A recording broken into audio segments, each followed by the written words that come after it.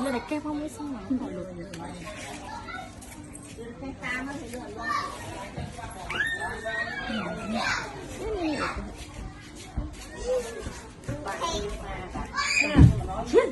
Happy birthday to you.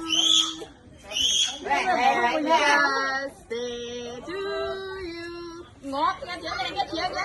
Happy birthday, happy birthday, happy birthday to you. Happy birthday To you. Happy birthday to you.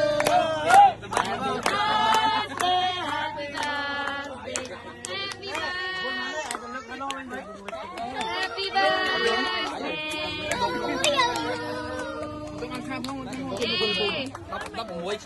chúng con bom bọt ta mò sấy rồi ban hay chẳng hay đừng bom bậy đã ta mò con sấy rồi ban